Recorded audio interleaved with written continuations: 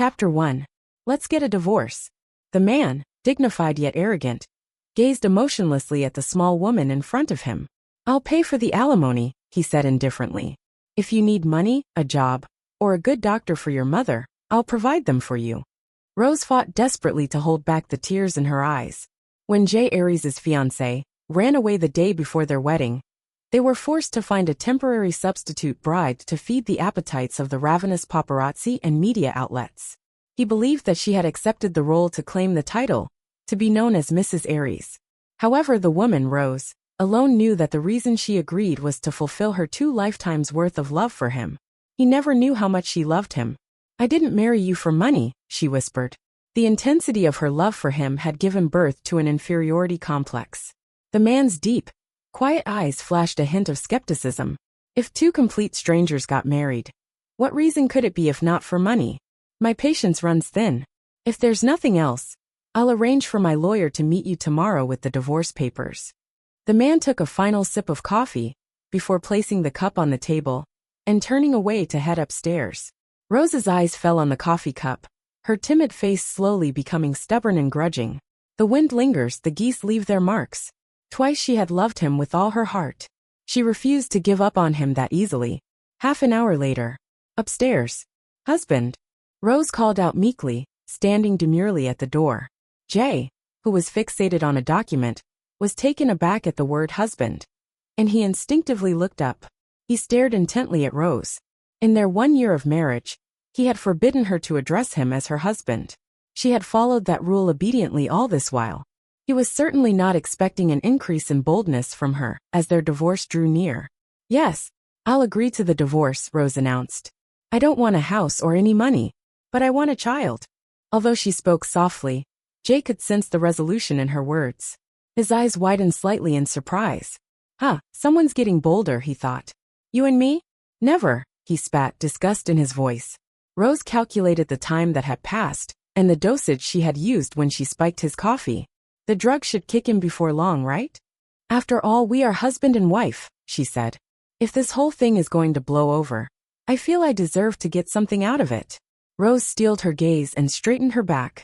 Her timid demeanor melted away to reveal a gritty resolve. Jay raised his eyebrows slightly. Well, the little fox's tail is finally poking out of the sheep's skin.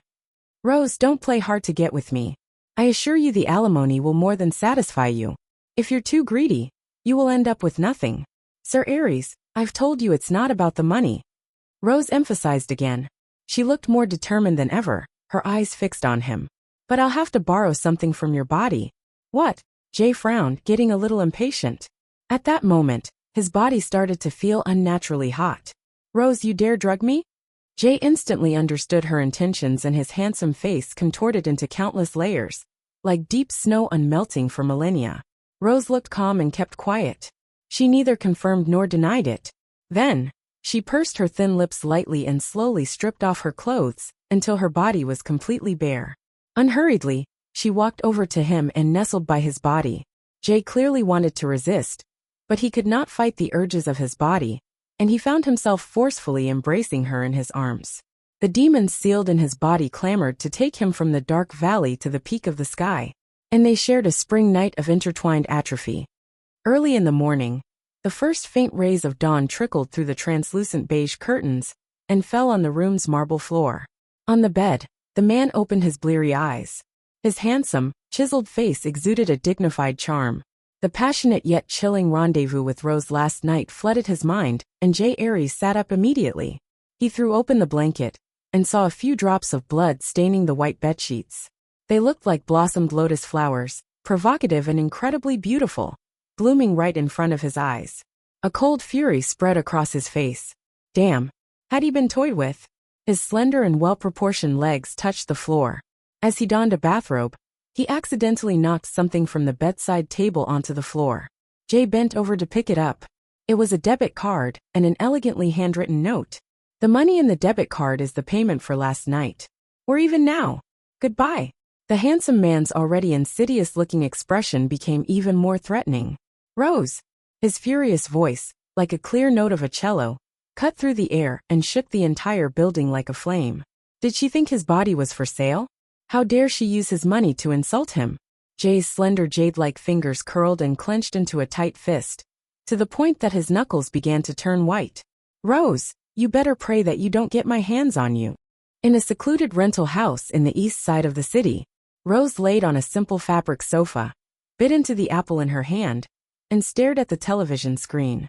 The host was holding up a black and white photo of Rose, and was announcing importantly, Lady Rose of the Aries family ran away from home a few days ago. There are no surveillance tapes found that recorded her current location. There are also no records of her checking in at any hotels in the city. If anyone has any information about her whereabouts, please give a call to the program hotline. Informants will be rewarded with $1 million. Rose angrily tossed the apple core at the television. I'm not dead yet, she said indignantly. What's that supposed to mean, J. Aries? Why would you use a black and white memorial portrait for a missing persons advert?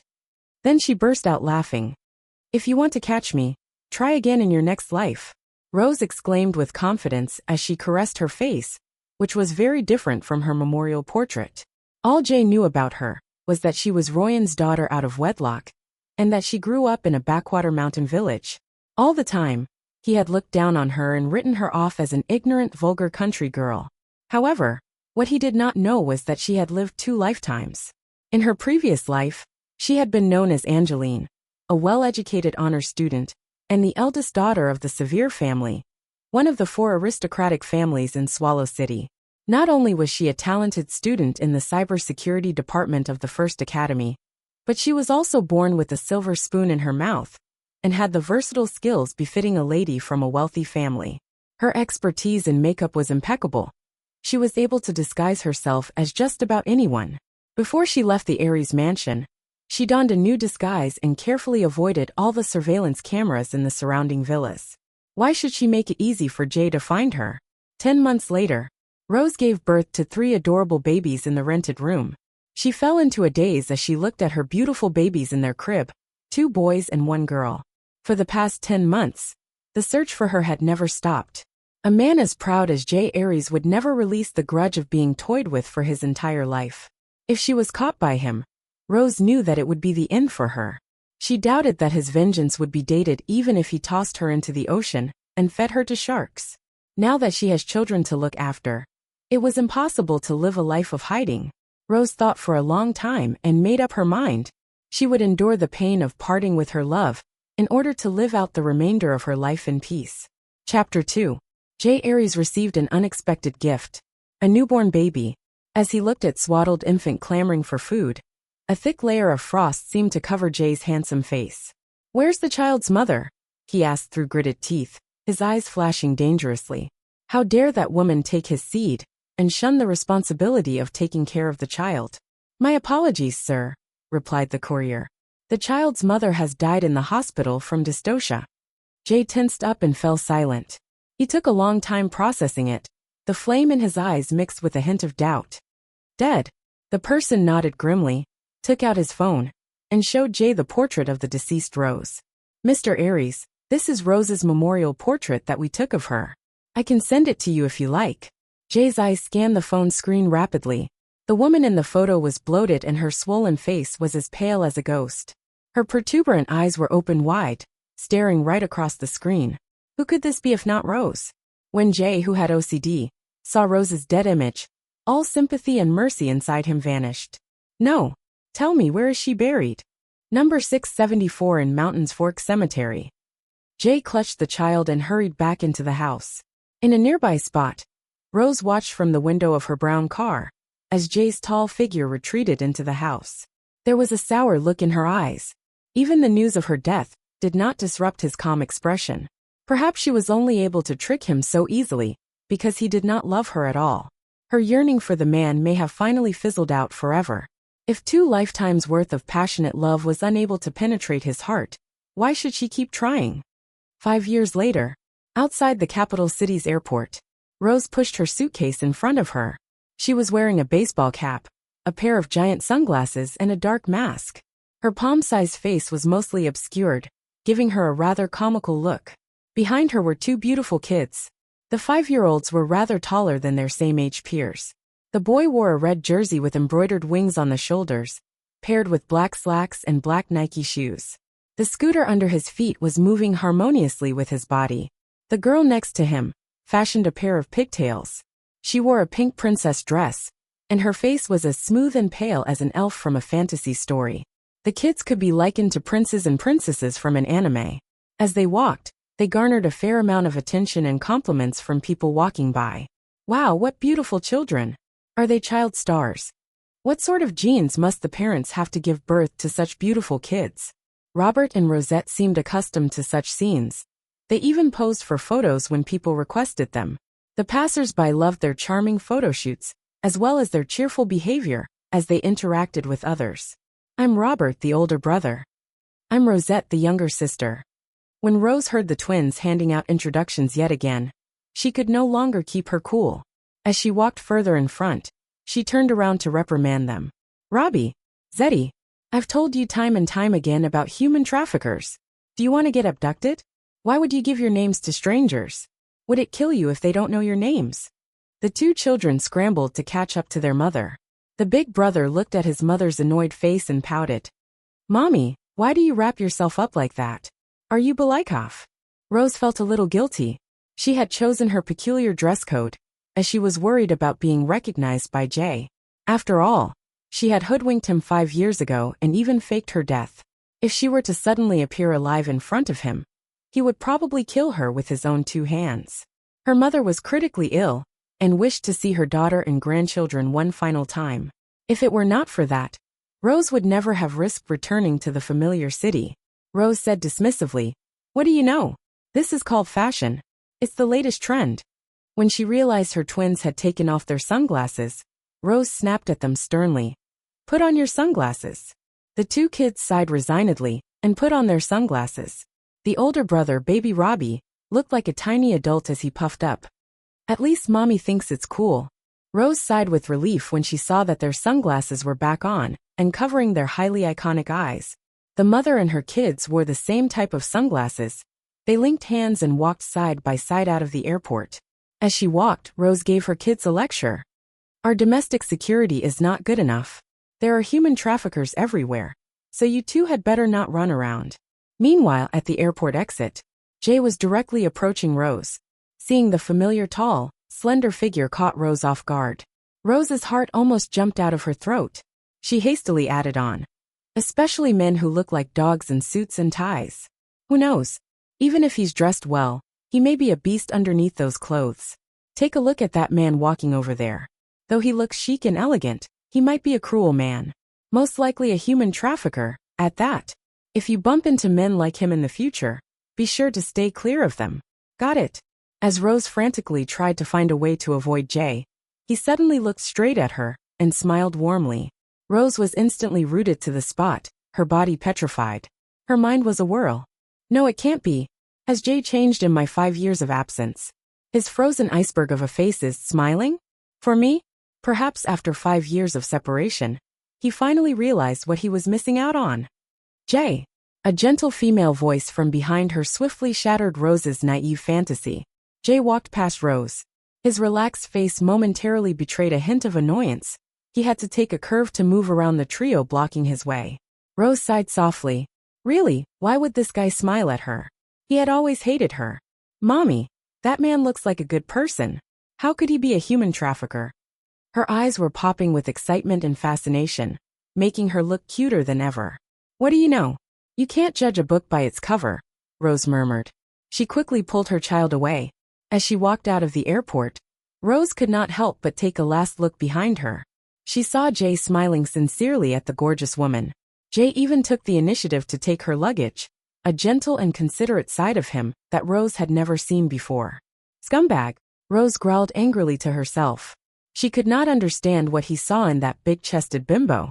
Those were the ones who were high maintenance and fragile as porcelain, shattering the moment they were touched. Surely, they could not compare to the multifaceted Rose, who was capable of all sorts of things.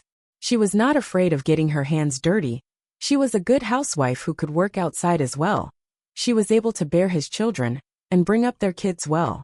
All in all, she was all anyone could ask for in a wife and daughter-in-law, really. Chapter 3. As Rose began hailing a cab by the roadside, Jay walked over with the enchanting young woman by his side. Step aside, He spoke with his deep and mellow cello-like voice, which could cause a woman's ovaries to explode. Even so, it also contained a trace of superiority that the wealthy possessed. Rose suddenly realized that she and her kids were indeed blocking their way. They were standing right in front of a Rolls-Royce, with the Spirit of Ecstasy ornament on its bonnet. Rose dragged her suitcase with one hand and her children with the other. Upon seeing Jay, she felt rather panicky, and was slow to move aside. The voluptuous woman said in a sardonic voice, "You must be in some deep sh*t to have to wrap yourself up like that. Fine, wear your sunglasses if you want, but why force your children to wear them while walking? Isn't that a health hazard? You're not worried they might trip or something?" Rose felt sick to her stomach. "I wouldn't be dressing like this if I didn't have to avoid plagues like you." The woman's words upset Zeddy. Mommy was always right in her books. Anyone who badmouthed Mommy would draw Zeddy's ire, as she would quickly change from a baby angel into a little devil. At that moment, Zeddy slammed herself into the woman. The collision knocked her sunglasses off onto the ground. The woman hastily stepped back, and Zeddy's tiny body then bumped into Jay. Zeddy began assaulting Jay with her tiny fists, screeching in her adorable but malicious voice, "Mommy is just worried about us getting kidnapped by human traffickers like you. That's why she made us wear sunglasses to protect ourselves. I won't let baddies like you talk bad about Mommy. She is the best mommy in the world." Jay turned his cold gaze onto Rose. "Did you tell her I'm a human trafficker?" Faced with Jay's accusatory question, Rose's brain was instantly depleted of oxygen. Of course the answer was yes. By all means, she thought that he was more terrifying than any human trafficker. If Jay found out that Zeddy was his daughter, he would likely make a big scene right there and then, demanding for the child's custody. Rose did not dare to speak up as she feared that Jay would recognize her voice. Her silence did nothing but confirm his assumption. Jay's expression turned dark. Did this woman just label him as a human trafficker? Is this how you teach your kids? He spat. Rose's head sank into her neck like a quail, but she could not muster the power to confront Jay as her mind was completely disoriented. Zeddy resembled her mother, so Jay might not make the connection. However, Robbie was practically a mini version of Jay. Robbie must not show his face to Jay at all costs. Rose wrapped her arms around Robbie and clutched him tightly. She was worried that he would lose control like Zeddy. Jay shoved Zeddy away and patted down the spot where Zeddy had touched, looking disgusted. He then opened the rear seat door for the dame, and the two of them boarded the car and drove off without another word. Robbie, still wrapped in Rose's arms, looked at the Rolls-Royce's license plate number, and made a mental note of it. That man looked exactly like him. "Mommy, why didn't you say anything just now?"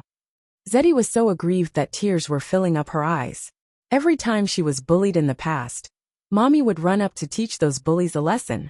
"Mommy, you're like a wimp today." Her baby Robbie took off his sunglasses and rolled his eyes at his mother, who still had not said anything. Rose was speechless. Did her two children just renounce her? Jay was her nemesis in every sense of the word. As soon as he appeared, her kids stopped looking up to her. It seemed that the pestilence was inevitable.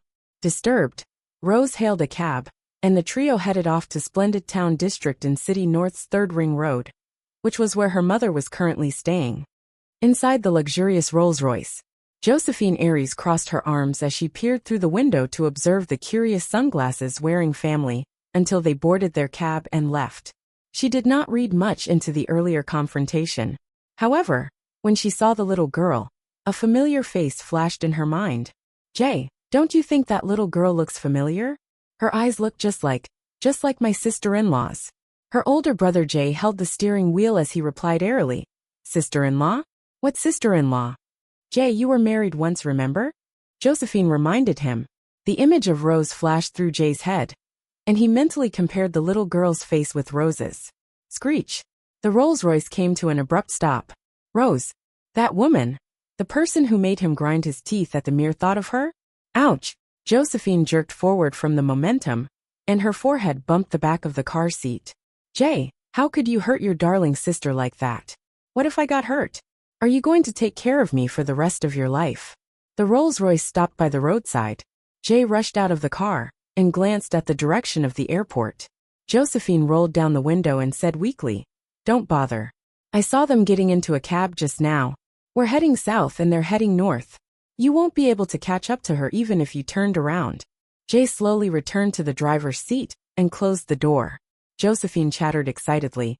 Jay, was the woman just now really Rose? Jay shifted the rearview mirror so that he was looking directly at Josephine. From the mirror, Josephine could clearly see the frigid look on her brother's face. Josephine could not help but laugh. Yep, only Rose can drive you this crazy. Oh yeah, she even called you a human trafficker. Jay pondered about it and realized that it was indeed something that a person like Rose would do. After all, the rational thinking of men and the emotional thinking of women were essentially two distinct things. Jay frowned and wondered how likely it was for Rose to appear on this side of town. It can't be her, she's been dead for 5 years. Although that was what he was told, he could find no explanation for the hint of anxiety that he felt. Jay, don't you feel that the way Rose died was very fishy? Said Josephine. None of us saw a photo of her actually dead. A memorial portrait is not enough to prove that she died. Think about it. Photoshopping technology is improving every day. I've already sent people to search for her. If she's not dead, why couldn't anyone find her? Jay stepped on the accelerator, revved the engine and sped away. Josephine raised her eyebrows and thought about it for a long time. The Aries family's tracking system is pretty impressive and all, but maybe she found a way to slip through the net. Jay said coldly, "You're overestimating that B** start of a countryside bum." Josephine shrugged. Even though Rose came from the countryside, you gotta admit the way she managed to play you was pretty impressive. Jay was gripping the steering wheel so hard that his knuckles were turning pale. Chapter 4. After half an hour, the Rolls-Royce parked at the entrance of Mountains Fork Cemetery. Through the car window, Josephine read the 3 big words, Mountains Fork Cemetery, and her delicate face turned pale. The reason for her trip home was to visit her seriously ill grandmother. Unless Grandma had. Is Grandma here? Josephine gasped. Rose is. Jay corrected her. Rose is buried here. Josephine breathed a sigh of relief. Then she asked quizzically, "It's not the Qingming festival, so why are we here?" Tian. Chinese families visit the tombs of their ancestors during Qingming festival to clean the grave sites, pray to their ancestors, and make ritual offerings. Josephine suddenly squealed with excitement. You still have feelings for Rose, I knew it. I mean, what else could explain that crazy genius baby Jensen? Jay was already taking long strides toward the high steps. Large cypress pine trees were planted on both sides of the stairs. At Josephine's words, he came to a stop. He sighed dispiritedly. Jensen was an accident. He was not a result of love. Josephine smacked her lips and said thoughtfully, "Why don't you have more accidents then? Since your genes are so great, seems a waste to not utilize them more often." Not every child will have Jensen's good fortune of not inheriting his mother's inferior genes. When Jensen's name was brought up, a trace of warmth appeared on Jay's cold, handsome face. His son Jensen not only physically resembled his father, but he also inherited his talented genes. At the age of 5, the kid was already a world-class hacker. Although Josephine was fond of her nephew, she could never get used to Jay's arrogance and narcissistic attitude. Therefore, she was more than happy to pull the rug from under his feet. Yeah, he inherited all your good traits, but he also caught your bad ones. Mother said he was even more haughty and untalkative than you were when you were a child. For a while, she was worried that he might have autism. How about you talk less? Jay snapped. He never felt that his son had any problems. Josephine sighed resignedly. Have you never met kids before? They cry and they laugh. Like kids should. For some reason, Jay suddenly thought about the little girl he bumped into at the airport exit. I met one just now. Even though the little girl was cute, there was nothing else to her. If that's what you mean by being a kid, I'd rather Jensen not be one. With that, Jay turned his attention to the tombstones to search for the particular tomb. After hearing Jay's declaration, Josephine decided to drop the argument. What is Rose's tombstone lot number? Josephine asked instead. 674, Jay stated.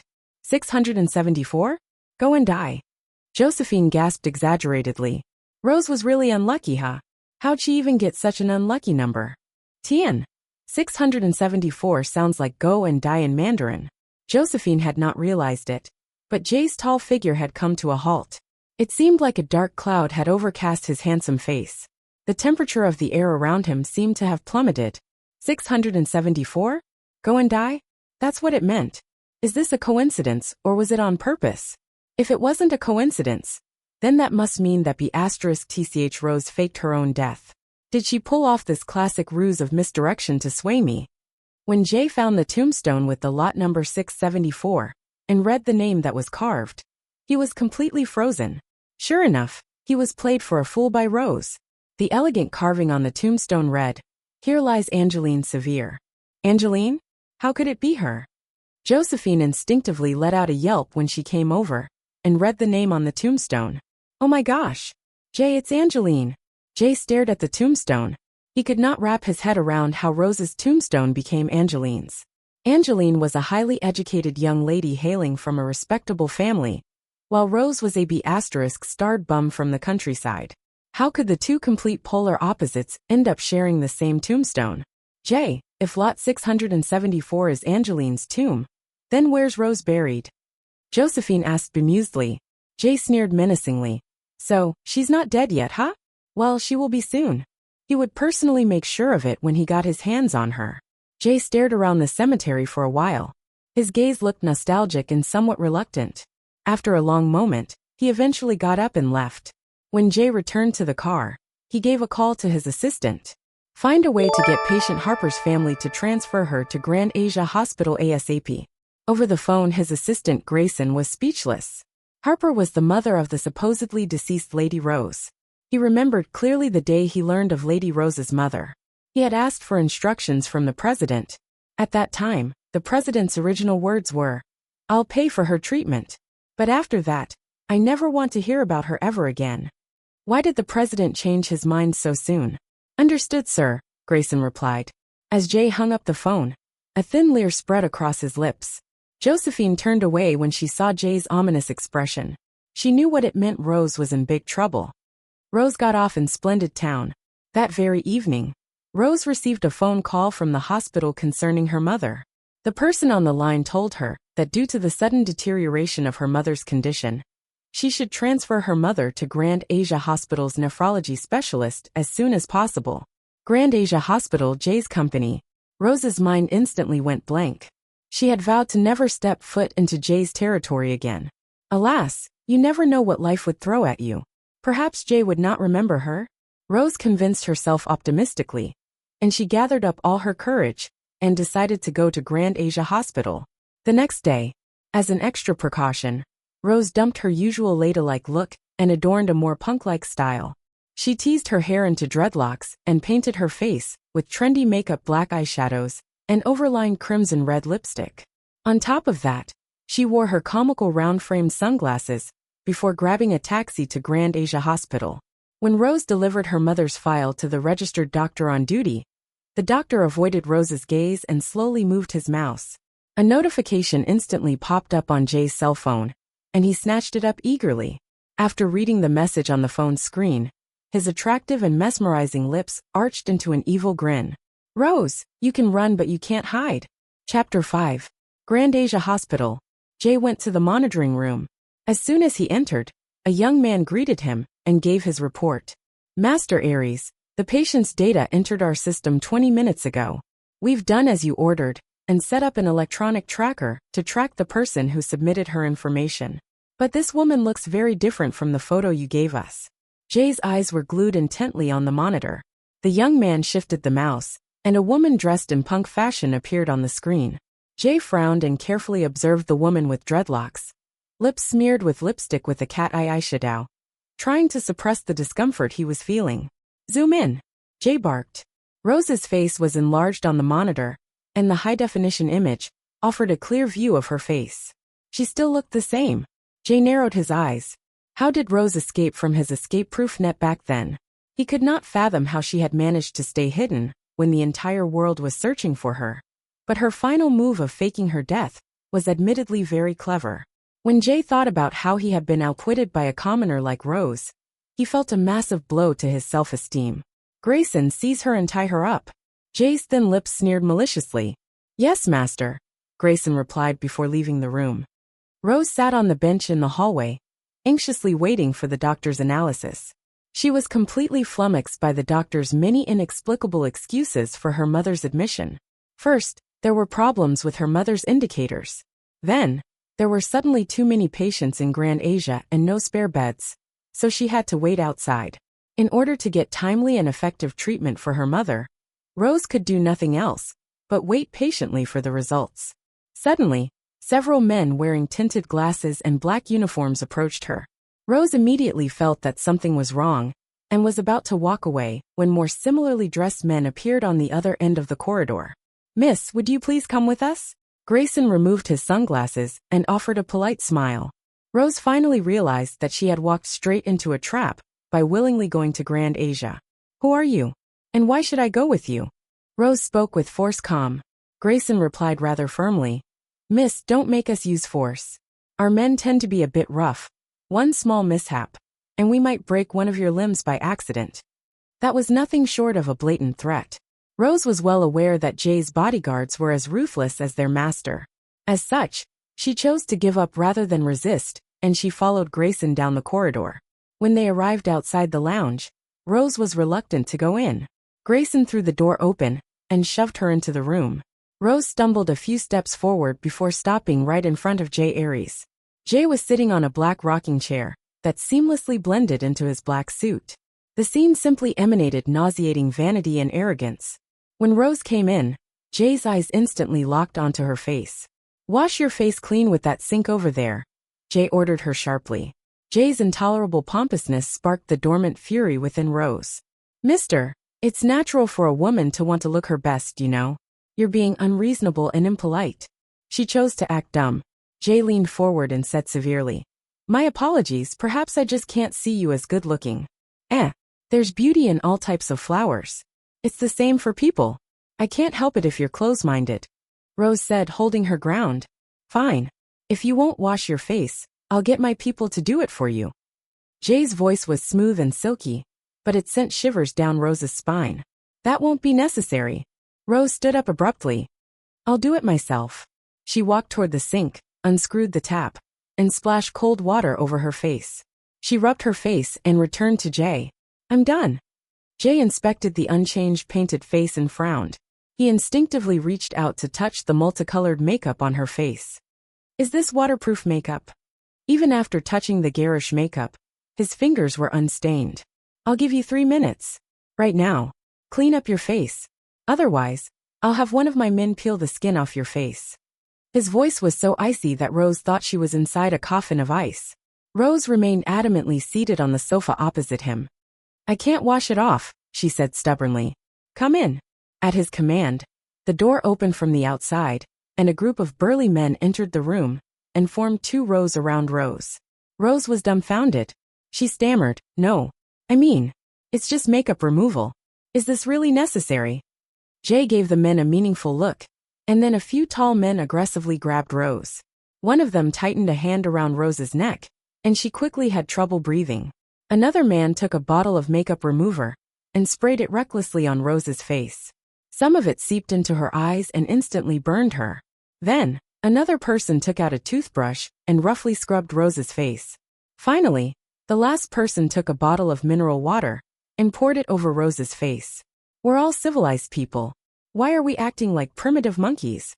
Rose yelled angrily. With the rude and forceful assistance of the men, Rose's true face slowly appeared. As Rose's face started to look more familiar, Jay's expression became uglier and uglier. Rose loyal. With their duty complete, the men finally released Rose and promptly left the room in an orderly manner. At that moment, Rose looked like a drowned rat with her soaked face and dripping wet clothes. To say the least, she was embarrassed as hell. "So what if I'm Rose? Bite me." Rose angrily waved her fists at Jay and looked utterly furious. If Jay felt no compassion for Rose 5 years ago, he most definitely did not have any to spare for her now. Rose's evident irritation only made his evil smile grow larger. That woman used to be a docile and well-behaved puppet, bland and tasteless. Who would have thought that she turned out to be a scheming pot of black squid ink? Chapter 6. Bite you? I wouldn't put my mouth anywhere near something as dirty as you. Jay raised his eyebrows coolly. He rose from the black leather swivel chair and approached Rose step by step. He peered down arrogantly at Rose from his towering 185 centimeters height. "So Rose, how should you pay me back for what you did 5 years ago?" Jay asked sinisterly. Rose's memory of that night was crystal clear. 5 years ago, with a little extra courage from alcohol, she drugged that man, and then, Ivy already compensated you. Rose frantically tried to reason with the tycoon. A flicker of annoyance appeared on Jay's darkening face. How about I pay you back tenfold, and have you sleep with a man? Jay reached out and grasped her tiny chin. His anger was like a drowsy lion, ready to pounce at any moment. Rose saw the flash of scarlet in his eyes. He looked like a predator, and she was immobilized by fear. What do you want? Jay's hand slipped down to her neckline, and he tugged forcefully on her linen cotton blend dress. The tearing of fabric was heard. Rose, remember how you humiliated me last time? Well, today I'm going to double what you did to me. His evil voice whispered in her ear. Tell me, what's your type of man? I'll make sure to satisfy you. If one isn't enough, I can get two. Rose felt every fiber of her body being frozen solid by Jay's cold fury. Every word he said was accentuated by the glee of revenge, and felt like slashes of a knife on her skin. I want you to taste what it's like to have sex with someone you hate. Rose, how dare you make a fool out of me? I'll show you what the consequences are for toying me. Rose was hurled onto the sofa, and then Jay's big and tall body pressed against her. He grabbed her by the chin and forced her to look at him. He picked up a fruit knife next to him, and held it menacingly close to her face. I never want to see your face ever again, because it makes me sick. I'm going to destroy your face, dump you into a brothel, and you will never see the light of day again. A wicked leer spread across his face. I want you to taste the despair I felt. The blade penetrated her skin little by little, and Rose felt a sharp pain on her face. She stared at Jay with a forlorn look, but then she smiled sadly. You hate me this much, she whispered. Jay's look of disgust was more than sufficient to answer the question. Rose closed her eyes in surrender. Whatever. If this was to be her destiny, then so be it. As Rose awaited her inevitable demise, a phone suddenly rang. The ringtone was the song Red Spider Lily, sung by Angeline Sevier. Her voice was ethereal and beautiful. Both Rose and Jay subconsciously pulled out their phones at the same time. Jay shot her a derisive look. It's my phone. Why are you looking for yours? Rose was stunned. Why did Jay set Angeline's Red Spider Lily as his ringtone? In her previous life, the only time she sang Red Spider Lily was at her university's graduation party, and it was only recorded on the university's platform. Did he download the song from there? Jay whipped out his phone, but the screen display was not turned on. Jay gaped at Rose with incredulity. What, did you steal my cell phone ringtone as well? Jay hissed, his handsome face radiating fury. Rose was momentarily speechless. This song was, after all, clearly hers. If anyone stole the song, it was Jay. The phone rang insistently and Jay snapped impatiently. Answer the phone. Rose pulled out her phone with trembling hands, and saw that little lover was trying to reach her. At that moment, Rose was so nervous that the phone slipped from her hands onto the ground. She panicked and bent over to pick up the phone, but Jay grabbed it with one long arm before she could. Little lover? When Jay read the caller ID, Jay smiled mockingly. Rose was so anxious that her entire body was as stiff as a taut bowstring. She feared that Jay would answer the phone and discover the existence of his other son, Robbie. As expected, Jay answered the call without hesitation. Rose acted quickly. She shot up like a cannon and crashed into Jay. She snatched the phone and hurriedly yelled at Robbie on the other side of the line. Help me. Then, she hung up the phone as fast as she could. Jay pushed her away, patted down his wrinkled clothes, and plopped himself down onto the sofa in a condescending manner, begging for help. His tone was light but heavy with sarcasm. I'm looking forward to seeing this little lover of yours. Maybe he'll rescue you from me with his 3 heads and 6 arms. Rose batted her long eyelashes sorrowfully. She wondered if her baby Robbie would be breaking down right now after hearing her cry for help. Would he choose to call the police? If he knew his mommy was in danger, would he be able to look after Zeddy? After all, that was the consensus between the two of them. Rose, I'll give you a day for your lover to rescue you, Jay said suddenly. If you guys can escape 5 of my biggest men, I'll let the matter slide. Otherwise, Jay's eyes were lit with flames of purgatory. Rose shuddered and her voice trembled from fear. Otherwise what? Both of you can go to hell together, Jay growled savagely. Jay picked up the fruit knife on the floor, and its reflective surface threw a ray of cold light on Rose's face. There was already a red line of clotted blood on her face. Jay stepped purposefully toward her, knife in hand. Rose covered her face and cried out desperately, "Jay, if you kill me, our son will hate you forever." The fruit knife that Jay was wielding fell to the ground with a heavy clatter. Suddenly, Jensen's voice was echoing repeatedly in his head. "I want mommy. I want mommy." Jensen had never been a talkative kid in his early years, but 3 out of 5 times he opened his mouth, it was to say those very words. He even cried out those words in his sleep sometimes. When the memories flooded Jay's head, he irritably tossed the knife aside, but the anger welling up within him had not subsided. "How are you qualified to be his mother?" he hissed. "What have you done for him in the past 5 years?" Rose started tearing up. Jay's dire accusation tore her heart. "No mother in this world would ever abandon her child," she sobbed. "If there wasn't a compelling reason, I would have come back to see him ages ago." That did not improve his temper.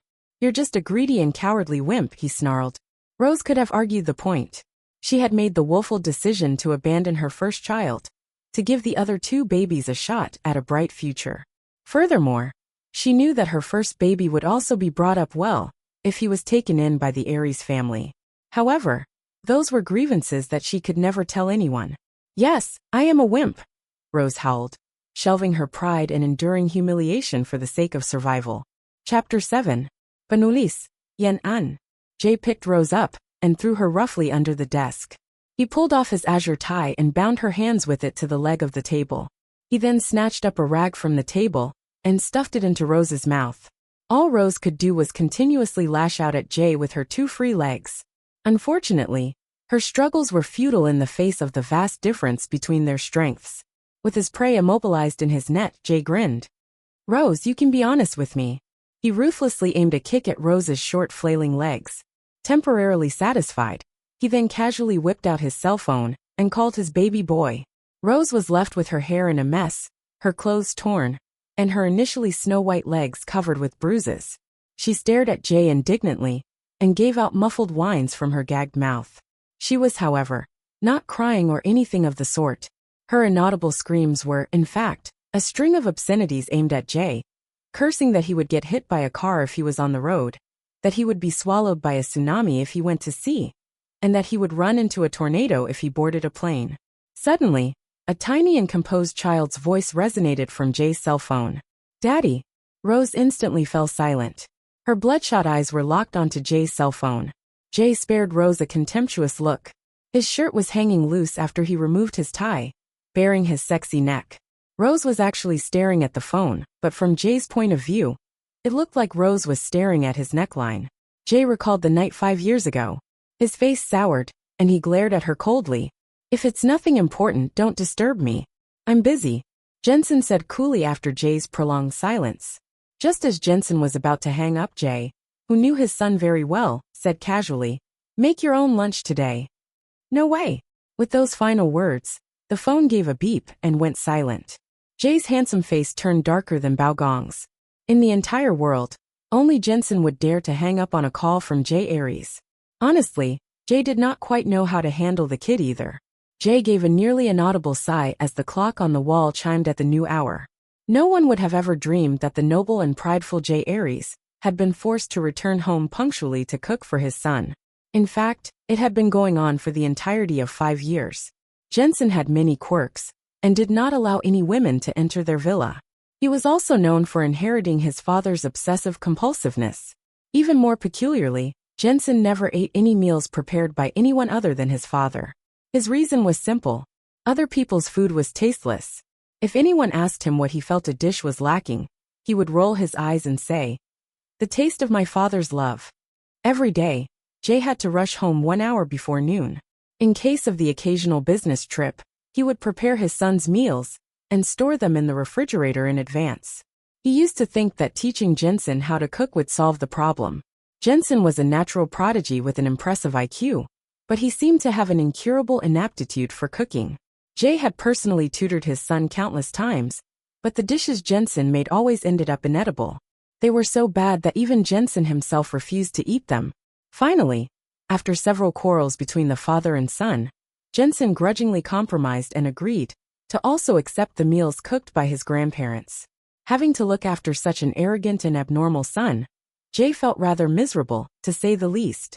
He peered at the woman tied to the table, and the anger in him started to bubble again. If it were not for this accursed woman, his life would have been spared of many hardships. Jay knew he was no saint. Minor annoyances in his life were to be expected and dealt with. Rose. He took a few steps and squatted down beside her. Rose recognized the unmistakable malevolence in his eyes, and her whole body shuddered. Jay removed the gag from her mouth and said maliciously, "You're in luck.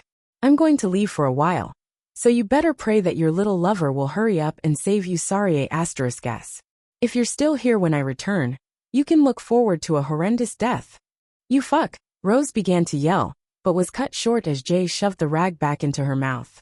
He got up, grabbed his car keys from the pearwood table and left. Rose heard Jay instructing his bodyguards outside the door. "You all can leave your post now. No one can unlock the fingerprint lock anyway. You can go downstairs." "Yes, Mr. Aries." "Fingerprint lock?" Rose paused for a moment, and her mind raised a question.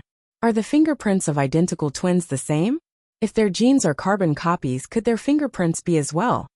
At the entrance of Grand Asia Hospital, a small figure clutching a scooter hopped off a DD car and ran into the hospital. When the little boy entered the hospital's outpatient hall, he glanced at his blue smartwatch. With a few button clicks, the boy switched on the location tracking system. When he saw that the marked location was not far away, the little boy took a deep gulp with relief. However, he accidentally licked the oversized non-woven mask on his face, and his eyes immediately crinkled in disgust. He followed the route on his smartwatch and walked through the outpatient corridors, and eventually found himself at the majestic marble entrance of an immensely tall building. The kid felt that he had stumbled upon the most luxurious hospital he had ever seen in his life. The owner of the hospital must be a rich person. Anyone who could afford treatment in this hospital must surely be wealthy as well. Who kidnapped Mommy? Is it a rich kidnapper? Who could it be? When the little guy passed through the revolving door, he rode his scooter and rushed toward the elevator. Next to the elevator was a gold-painted map and floor guide. According to it, the first floor up to the 5th floor contained patient wards. The 6th to the 8th floor housed various logistics service rooms, and the 9th floor was the Supreme VIP lounge. A few floors above the 9th was another stretch of logistic departments, and the floors further up were more patient wards for various departments. This place is huge. How am I supposed to find my way around? The little guy groaned as he scanned the detailed map. Chapter 8. The receptionist nurse at the desk noticed the little boy. He had a head of charming black hair, and was dressed in a white t-shirt with an armor print on his chest, a pair of black track pants, and a black mask. The monochrome look of his getup made him look stylish, like something out of an artistic painting. The nurse fancied that he looked just like a little prince from a comic book. "He's so freaking cute. Who are you looking for, little one?" The nurse walked over and greeted him with a warm smile, her voice gentle. "I'm looking for my daddy," the little boy instinctively. "Mommy said I should always be careful when I'm outside. Don't tell any strangers the truth, except for police officers, of course." The little guy looked up innocently at the nurse. "Miss, do you know where my father is?" When the petite nurse observed the boy's face, with his big round eyes peeking from under his mask, she was awestruck with a sudden realization. Those eyes are exactly the same as the cold Mr. Aries's. However, Mr. Aries always had that trademark serious look on his face. Even with the charming good looks he was gifted with, most people would not dare to approach him. The little guy standing before her was the complete opposite. He looked soft and cuddly, and his warm smile could melt snow. Frankly, he was rather irresistible. "Oh yes, Mr. Aries's office is on the 9th floor." The nurse answered quickly without hesitation. The little boy was a little displeased. Did he really look like this Mr. Aries's son? Or did he just have a common face? The nurse's attitude took a 180-degree turn. She leaned over and asked courteously, "Shall I take you to his office?" The boy quickly shook his head. "No, this nurse looks pretty, but she doesn't seem very bright. If she follows me around, she might ruin my plan," he thought. At that moment, the elevator door opened, and the boy swiftly hopped onto the elevator. As he went up the floors, the tracker on his smartwatch told him that he was getting closer. When he arrived on the 9th floor, his current location and the destination marker overlapped. The little boy exited the elevator and followed the prompts of the positioning system and soon located the room Rose was surely locked in. On the big wooden door hung a wooden sign that read President's Lounge. The small boy pushed the door, but it did not budge. He noticed the copper fingerprint lock on the door, and with no better plan, tried to unlock it by placing his little finger on the scanner. To his surprise, he heard the fingerprint lock click, and the door swung open. The little guy was dumbfounded. "Is this fingerprint lock specially designed for me?" he wondered. The boy pushed the door open and saw the humiliated figure of his mother tied to a table leg. Her hair was disheveled, and her face was buried in her knees. Her shoulders were shaking. "Is Mommy crying?" he thought, alarmed. He had never seen his mother cry before. Someone must have done bad things to her to make her cry. "Mommy!" yelled the small boy, dropping his scooter and dashing toward the tied-up Rose. When Rose heard her son's familiar cute voice, she lifted her teary face, and there he was, her baby Robbie, standing right in front of her. To say that Rose was stunned was an understatement. Her gaze wandered to the fingerprint lock, and she realized that her hunch was true. Her baby Robbie really did have the same fingerprint as Jensen. Baby Robbie tore off his mask and his small, handsome face scrunched up with anger. "Mommy, who's the jerk who bullied you? I'll kill him." As he said that, he performed an elaborate and nimble roundhouse kick in the air. Baby Robbie was fairly talented at Taekwondo. Initially, Rose had signed him up for Taekwondo classes to strengthen his rather frail and weak body. To her surprise, the coach was soon raving about the boy's natural talent. 2 years later, baby Robbie's bookshelves were crammed with his mini Taekwondo trophies. In the past 6 months, he had even started to challenge the older groups and performed very well. Rose helped him put his mask back on his face. "It's dangerous here," she said hushly. "Let's leave quickly, we'll continue later." "Okay." Baby Robbie responded obediently. Before she left, Rose had a sudden thought. "Wait," she said. "We have to find a way to delete the surveillance camera footage. We can't let the bad guys find out about you." "That's easy. Leave that to me."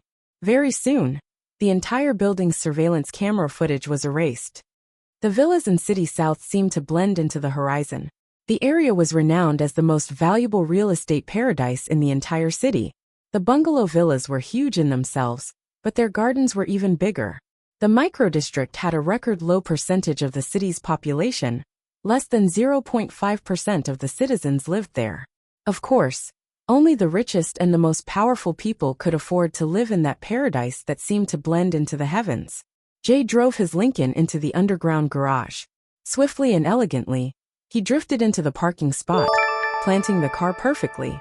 Jay quickly got out of the car and hurried into the house. He unlocked the security door, and a delicious aroma wafted into his nostrils. Jay was slightly taken aback and peered around the room. "Jay, when did you get back?" Josephine was holding a platter of sweet and sour pork ribs and greeted Jay as he entered. Jay's mother was setting up the table. Jay's father was in the recreation area in the living room with his grandson, building a tall Lego robot together. Or perhaps more accurately, the old grandpa was merely sitting next to Jensen, looking at his grandchild proudly. On the other hand, Jensen completely ignored his grandpa's presence. Jay changed into his indoor slippers and walked toward Jensen. He said casually, "If Grandpa and Grandma are here, why did you need Daddy to come back?" "Daddy was very busy at noon today." "Busy my foot," Jensen thought scornfully. Jensen turned a deaf ear to his father's words. He continued happily building the Lego robot, which was already taller than him. "Say something," snapped Jay. "You chose to come back by yourself," Jensen said coolly. What he meant was, since his daddy had his own free will and full control of his own legs, him coming home was on him, and not Jensen really. Why should he be so displeased if he chose it himself? Jay was speechless for a moment, but kept his calm as he tried to reason with his son. "Daddy only rushed home because I thought you didn't have any food for lunch. If you told Daddy that Grandpa and Grandma were home on the phone, Daddy wouldn't have needed to rush home. The doctor said I have autism. Why are you expecting me to say that much?" "Idiot." Jensen forcefully slammed the last piece of Lego into the robot's eyes and stood up. He shoved Jay away and went upstairs alone. "Why are you talking so much now?" Jay called out. "I guess I've outdone myself," Jensen snapped. Jay's face darkened from Jensen's retort. Grandpa laughed and said sarcastically, "Like father, like son." Jay was so angry that he almost smashed Jensen's robot. Grandpa hastily stopped him. "Don't do it." This is Jensen's mommy. If you touch his mommy, your son said that he'll do the same to yours. It had always been this way. The whole family would suffer when Jensen threw a fit over Jay's actions. And it always ended up with his grandma shedding tears for her dear grandson. Chapter 9. It was only then that Jay realized that the robot was the image of a beautiful young woman. Is this little guy missing his mommy again? He thought, exasperated. Jensen, do you really want to see your mummy? Jay blurted out without thinking. Jensen stood morosely on the stairs, his tiny body looking particularly lonely and stubborn. He turned to look directly at Jay, and nodded solemnly. Jay pursed his lips. He supposed he should count himself lucky that he had not thrown Rose into a brothel yet. Otherwise, Jensen's selfish nature would never forgive him if he found out that his father had been bullying his mommy. However, Jensen only missed his mommy so much as a result of a poor decision made by Jay. A few years ago, Jay believed that Rose was dead, but did not want Jensen to live in a world full of spite. So he cooked up a lie that his mommy still loved him every day. Of course, as he recently found out to his utmost shock, Rose was very much alive. As Jay was contemplating whether to take Jensen to Rose, his cell phone rang. On the other side of the call was his assistant, Grayson, who sounded terribly anxious. Mr. Aries, Rose got away. What? Jay's handsome face crumpled into an incredulous look. I'll be there right away. Without even taking the time to eat lunch, Jay hung up and turned to leave the house. Grandma and Grandpa looked at their son, who was rushing back and forth like a busy bee. Somehow they felt a little sorry for him. Both grandparents turned their eyes to Jensen, the cause of their son's hectic scrambling. Little Jensen, look how tired you made your daddy. How about you let Grandpa and Grandma make lunch for you in the future? No, it's not good. Jensen entered his room and slammed the door shut. Grandma held a spatula in her hand and waved it defiantly at Jensen. Jensen, you little rascal. Who taught you to behave this way? It's not cute at all. Josephine sighed weakly, his daddy. Jay rushed to the hospital as quickly as possible. When he got to the VIP section on the 9th floor, the fingerprint lock was intact on the door, but the door was wide open. Jay's steely face was lined with shock. That fingerprint lock was unique, different from all of the other models in the market. It was not equipped with a password system, and gave no leeways for potential break-ins. The only way to unlock it was to get a fingerprint match on the first try. Only his and Jensen's fingerprints were registered for the lock. Did you find anything from the surveillance camera? Jay instantly thought of the other security measures of the building. Grayson looked down and said, Mr. Aries, the back-end storage of the surveillance system was intentionally destroyed. Jay's pupils contracted. Grand Asia's surveillance system was extremely well hidden, and the back-end storage system had many layers of security. How did Rose's unknown helper decipher his surveillance system in such a short time? Was that person a professional? Who was on duty at the front desk? Without the surveillance system, the only thing Jay could think of was an eyewitness. Soon, the petite nurse at the receptionist desk was brought to Jay. Jay sat on the swivel chair and furrowed his well-formed eyebrows. From the side, Grayson cleared his throat and asked in a voice of authority, You are required to have a very good memory to work in Grand Asia. Now I'll give you a little test. Since 11 a.m., who has been to the hospital? That was the first time the nurse was asked to see the president in person. She was a little nervous and stuttered. Mr. Aries, everyone who came at noon today were family members of the inpatients. They were Ward 808, Ward 704, Ward 706, Ward 503. The nurse tried her best to scour her head for the details of every visitor. However, Jay interrupted her impatiently. Skip through the patient's family members that you've seen before. Were there any new faces? The nurse scrunched her forehead and thought hard, but finally shook her head. I've met everyone before. Grayson was puzzled. He asked, How is that possible? Unless it was Batman who crawled in through the window. Jay frowned as well. After some time, the nurse remembered something and suddenly exclaimed, Oh yeah. Everyone turned to focus on her. The nurse smiled embarrassedly. Nah, it can't be him. Who? Jay frowned. The nurse hesitated for a long time before she said, Master Jensen. Grayson's jaws dropped. You mean Master Jensen went to the VIP floor? The small nurse nodded. When? Jay asked. Around 11:10 a.m., she said confidently. After a moment of shock, Jay slowly regained his senses. Although Jensen only had a tiny time frame to do what the nurse claimed, it was the only explanation for the fingerprint lock breach. Jay's temper was rising. He felt a sense of betrayal. Grayson saw what was happening and hurriedly shooed the others out of the office. Mr. Aries was betrayed by an alliance of his wife and son. One can only imagine how foul his mood must be. Wham! Jay thumped his fist on the desk and hissed scornfully. Rose, I guess I've underestimated you. I can't believe you managed to turn my son on me the moment you stepped foot into the country. Seems like you've bought Jensen over. Grayson gingerly handed a cup of coffee to the president. He said with a trembling voice, Mr. Aries, since Master Jensen and Rose are already in contact, why don't you just allow them to meet? Jay raised his eyebrows and looked up at Grayson as he spoke, tapping his fingers gently on the table. Go on. Relieved, Grayson went on. Mr. Aries, according to past experiences, any woman who tried to get close to Master Jensen always ended up with a life of misery.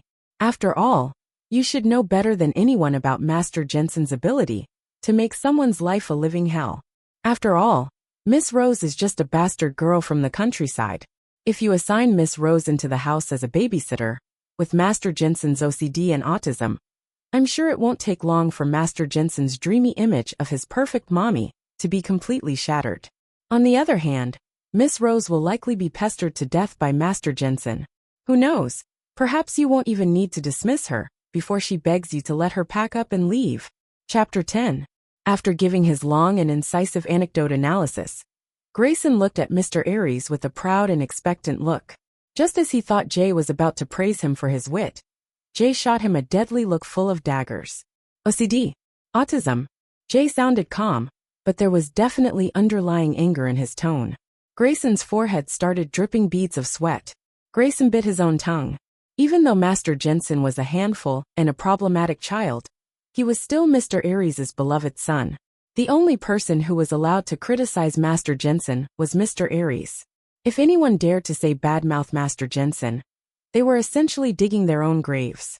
Sure enough, Jay said in a dangerous voice, Grayson, it seems that you know Jensen very well. Why don't I pass the responsibility of taking care of Jensen to you? As soon as Jay said that, Grayson's face fell, and he begged for mercy. Mr. Aries, I have my entire family to take care of. Please forgive me. Master Jensen already made 11 drivers resign within the last 17 days. 3 of them had a relapse of high blood pressure, and 2 of them were diagnosed with coronary heart disease from frustration. And 5 of them became so messed up that they couldn't find their way back home. And the last one even developed schizophrenia from the trauma. Jay self-righteously defended his son. If they were already unhealthy from the get-go, a high-risk occupation such as a driver is obviously unsuitable for them. Grayson was sweating profusely from the humiliation. Even Mr. Aries knows that being a driver for Jensen is a high-risk occupation, he said to himself.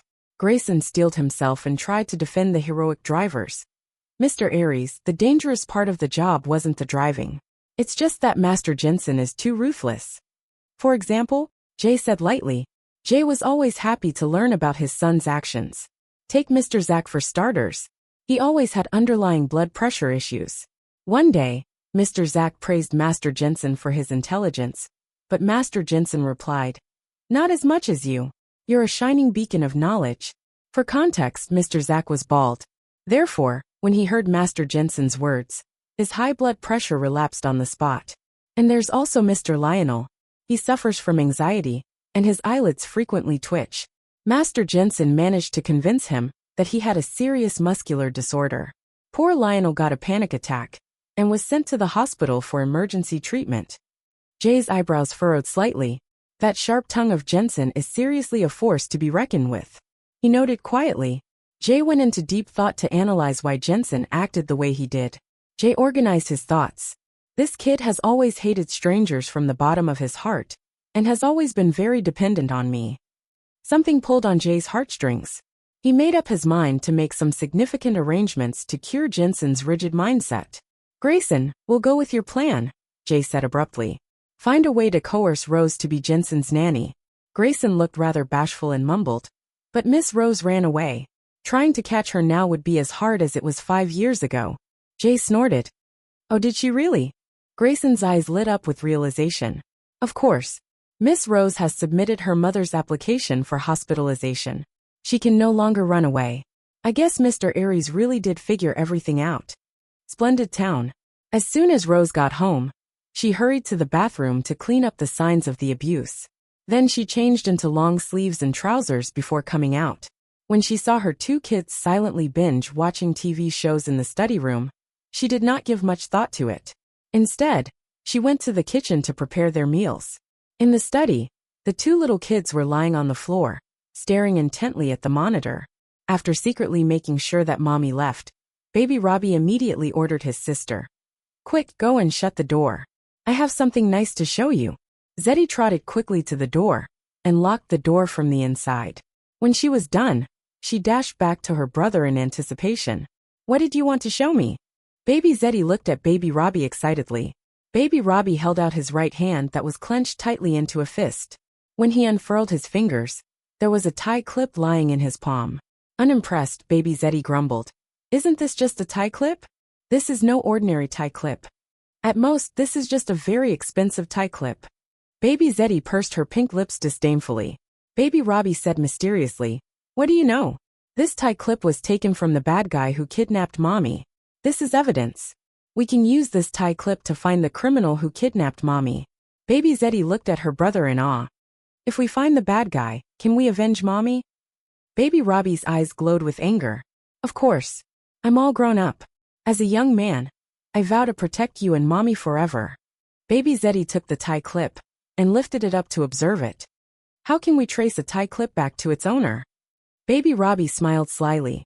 Look at the words on the tie clip. Baby Zeddy turned over and saw the embossed words on the tie clip.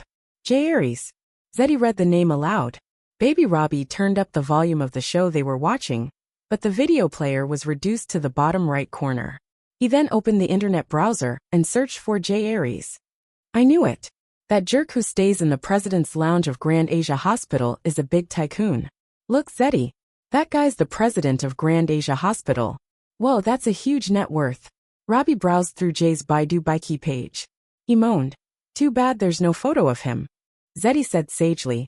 Villains like him wouldn't dare to post their pictures. Robbie suddenly gave a wicked smile. Humph. How dare you bully mommy? Just you wait, I'll give you a taste of my fury. After a few moments of fiddling, Robbie finished his handiwork. He used his hacker pseudonym Master Robbie to hack into Grand Asia Hospital's network, where he tampered with the network security key. He altered Grand Asia's elegant web page interface into a crash system in the form of a challenge that read, J. Aries, how dare you bully beautiful girls? Show your face, so we can have a fair fight man to man. If you can beat my challenge, good for you. Oh yeah, have I mentioned that I'm 5 years old? When he was done, Robbie switched off the computer, and the two tiny adults went outside to have their lunch as if nothing had happened. Almost immediately, the people of Grand Asia discovered the anomaly in the network. They notified Jay in a trice. Mr. Aries, bad news. Our network has been compromised by hackers. Chapter 11. As soon as Jay received the notification, he snapped open the homepage of Grand Asia Hospital. When he saw the provocative challenge, the look on his face could kill someone. Master Robbie? Jay narrowed his eyes, and his lips became dangerously thin. Hee, have I been too kind? Is that why some people still aren't afraid of digging their graves? The room seemed to drop to sub-zero temperature, and everyone present held bated breaths. All of them feared that they would be the next victim of the president's anger. Too kind? Who, Mr. Aries? As if. Grayson thought privately in his head. Everyone agrees that he's the reincarnation of the king of hell. Nobody would ever dare to touch a single strand of his hair. That was, of course, with the exception of the curious Rose. Jay's potent, chilling gaze fell between Grayson and the monitor.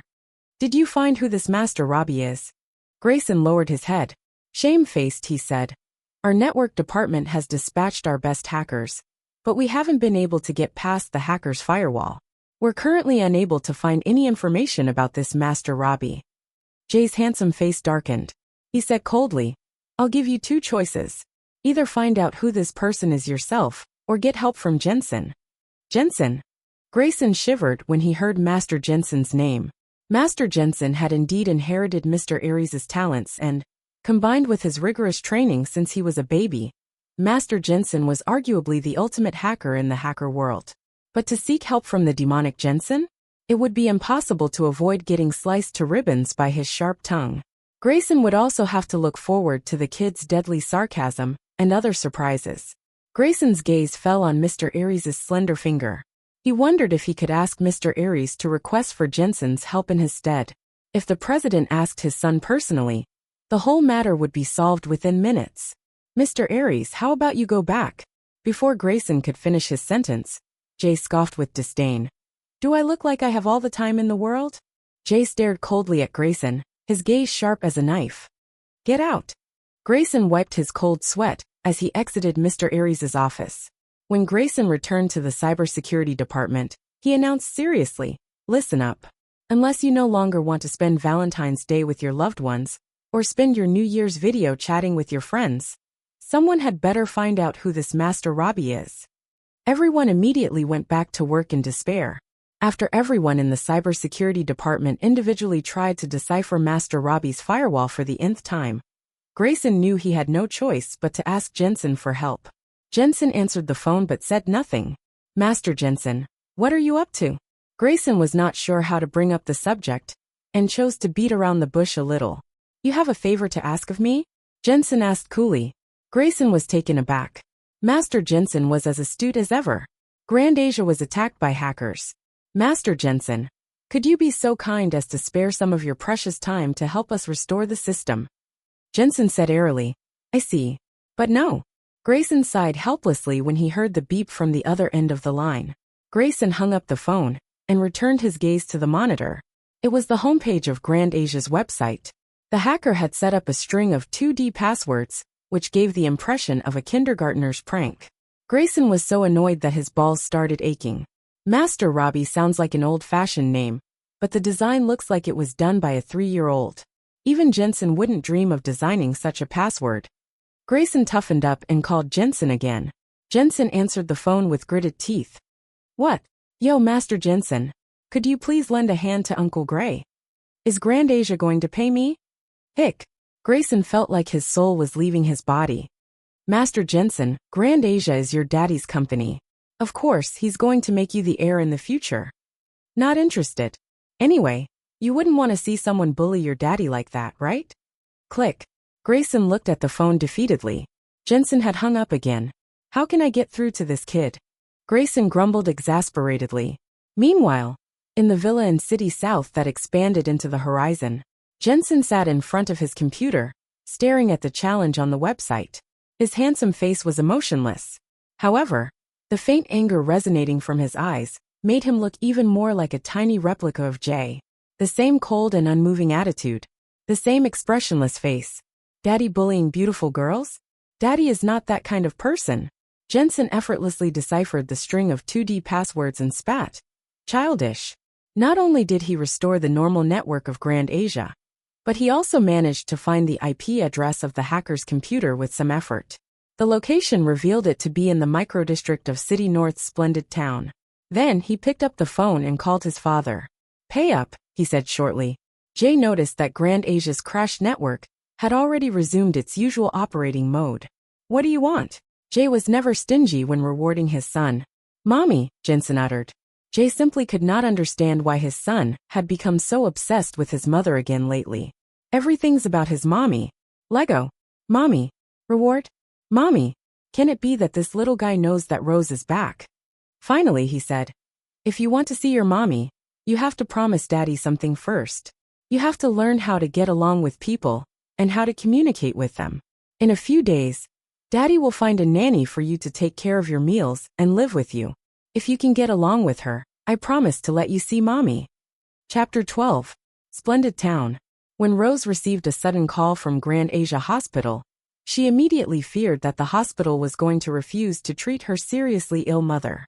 Miss Rose, we're pleased to inform you that the admission application that you've submitted to our hospital yesterday has been accepted.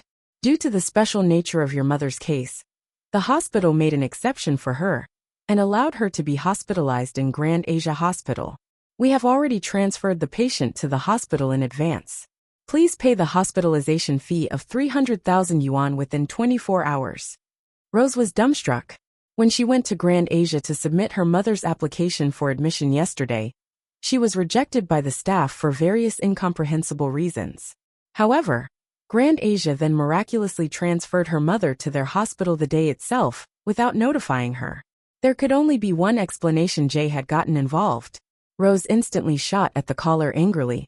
Who gave you permission to transfer my mother to the hospital without authorization? You had better return my mother back to where she transferred from. Otherwise I will sue. Suddenly, a cold voice came from the other end of the call. Oh, Rose!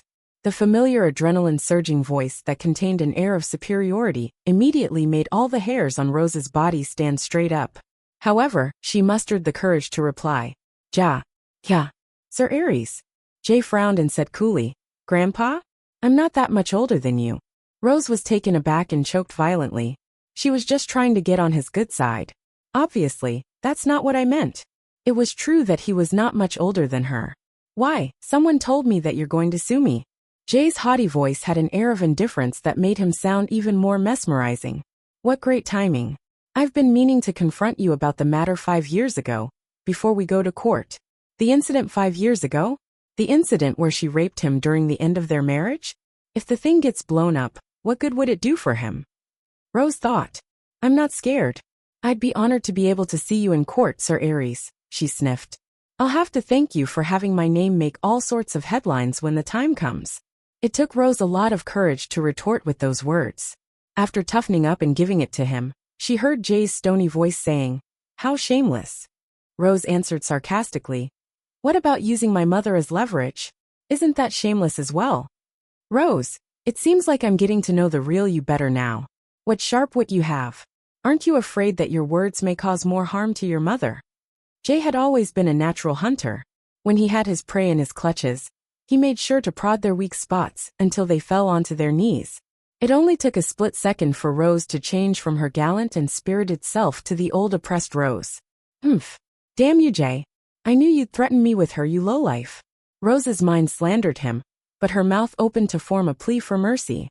My bad, Sir Aries. You're asking for forgiveness now? Jay's thin lips twitched upward. You really are something.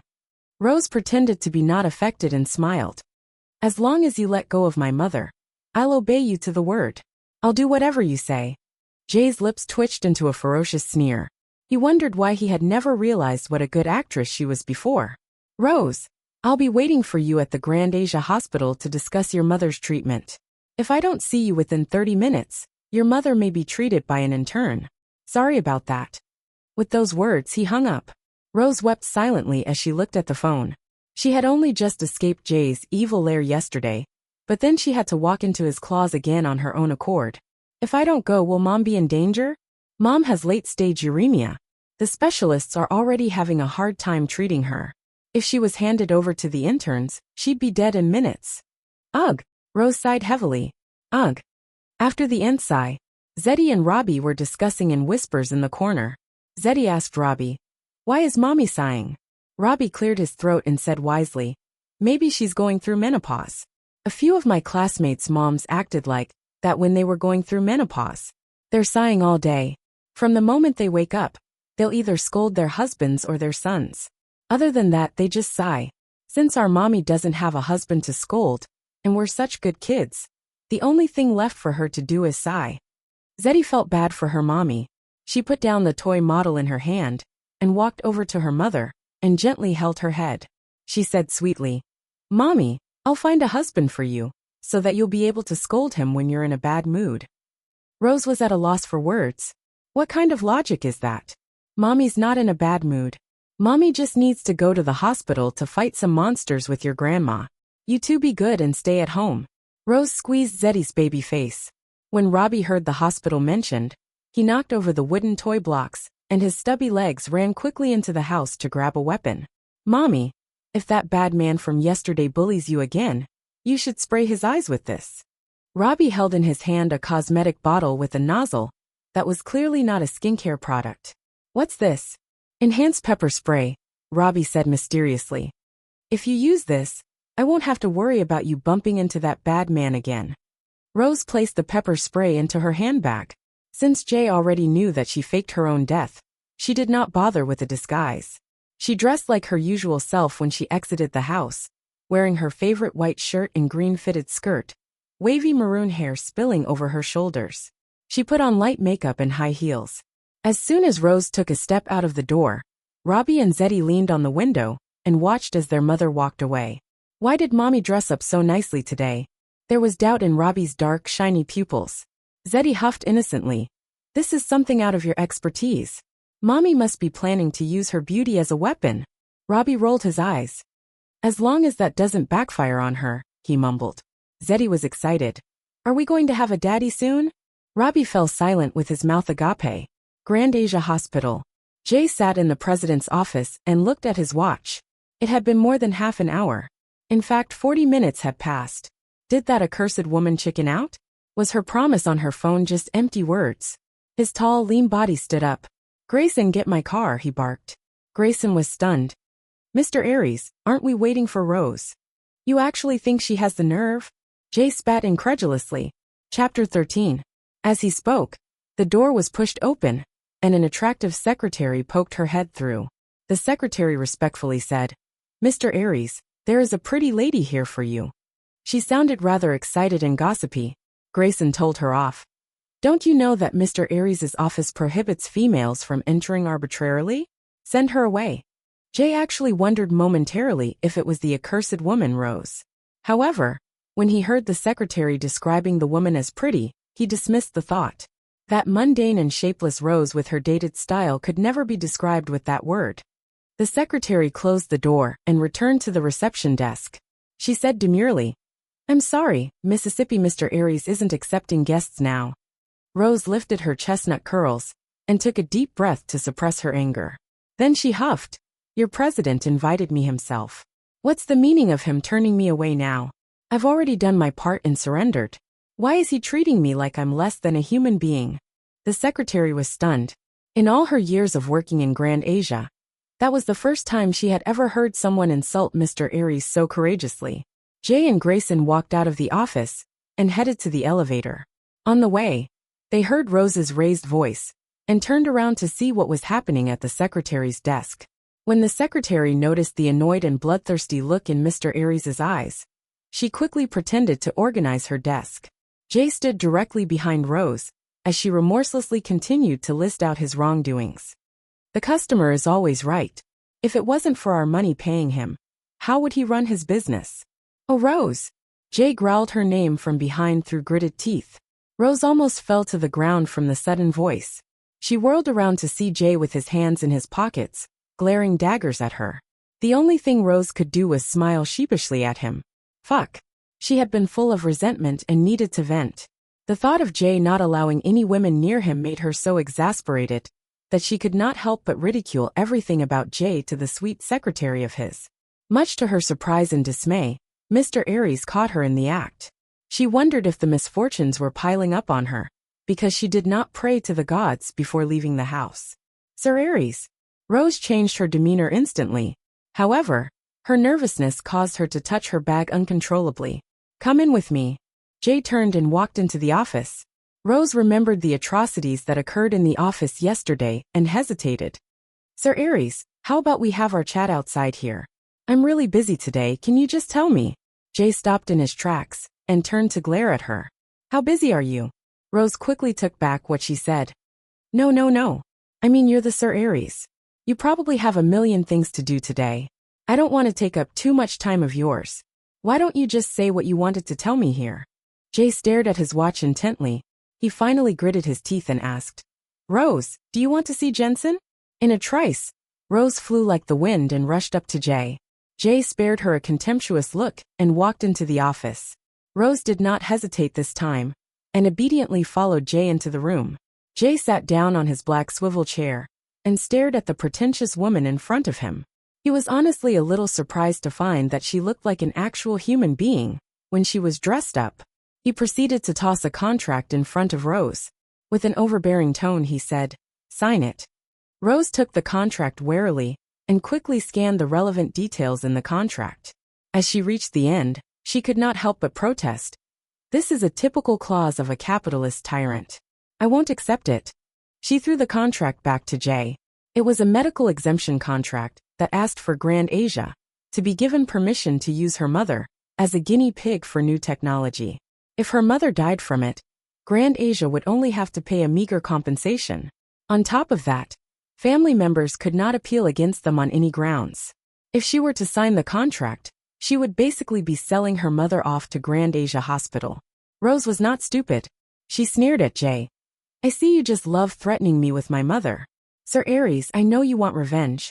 So give it to me straight. Don't take it out on a dying old lady. Aren't you afraid of retribution? Jay looked at Rose and raised an eyebrow. You yourself just said that I'm a capitalist. Does it make sense for a capitalist to willingly suffer a loss when dealing with business? Rose straightened her neck and said, as long as I don't sign the contract, it won't take effect. I would never do business with you. Rose had a stubborn look on her face. Jay's next words sounded like a death sentence.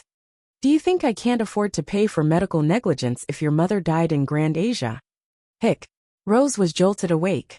Her mother's life was in Jay's hands the moment she was transferred into the hospital. Whether she signed the contract or not, her mother's fate could not be changed. The only thing that could change was how much that capitalist was willing to compensate. He wanted to be free from compensation. The stingy evil tycoon. Jay turned the contract to the last page, which Rose had not read, and handed it back to her. He whispered haughtily, you should decide whether or not to agree after reading this. Rose took it suspiciously, read the contents of the contract page, and found herself stuck on the paragraph. According to the contract, Jay was using her mother as a hostage to force her to be Jensen's nanny. Haha. Rose nearly snorted at that moment. She considered that a wonderful opportunity. She would likely agree even if Jay did not threaten her mother. She missed her first baby so much. However, Rose was unnerved when she looked at Jay. Why would this guy give her such a wonderful thing without a catch? Jay looked at Rose's doubtful face, unsure if she would follow along with his plan. Are you really going to let me see our son? Rose asked skeptically. Rose, watch your words, Jay said testily. He's my son, not yours. He spelled it out word by word. I'll allow you to see him, but with one condition. And that is, without my permission, you can never tell him that you're his mother.